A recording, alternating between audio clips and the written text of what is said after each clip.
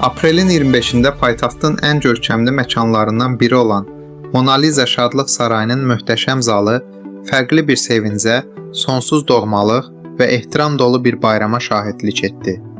Bu gün sadəcə təqvim yarpağında bir tarix deyil, ömrünü xalqına, uca el-obasına və milli mənəvi dəyərlərin qorunmasına həsr etmiş nəcib bir insanın, Amasya rayon icmasının fəxri, Qaraçanta kənd icmasının sədri Teyfə xanım Zülfiqarovanın 60 illik yubileyi idi.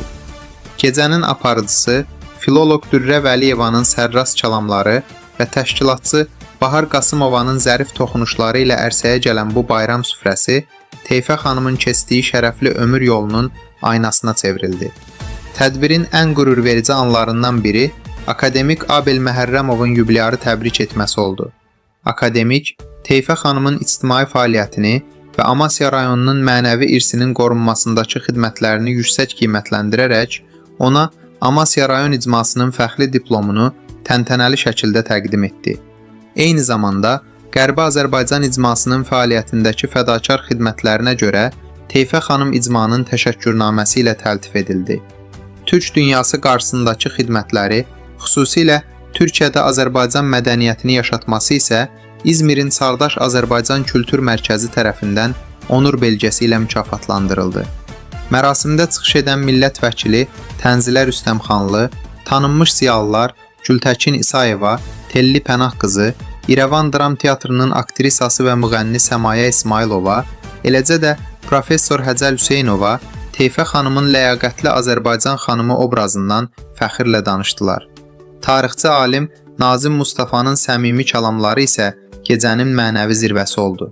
O, Teyfə xanımı Ağbaba Şörəyil xanımlarının fədakar lideri kimi səciyyələndirərək bu yolu müqəddəs bir missiya adlandırdı.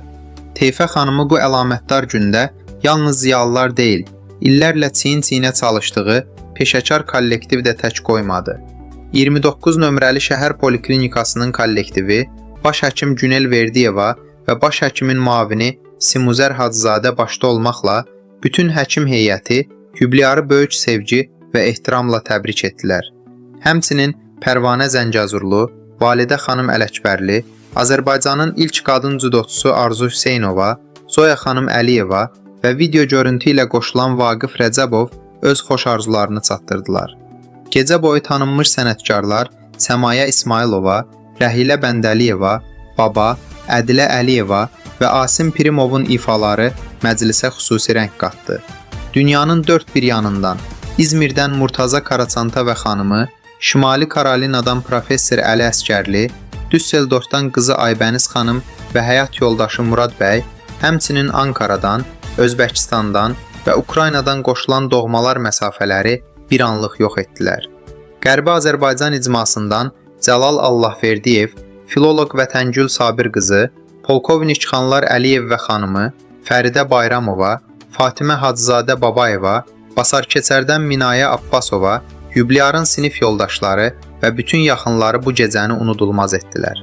60 illik yubiley Teyfə xanım üçün qazanılan dostların və el-obaya olan təmənnasız sevginin təntənəsi idi.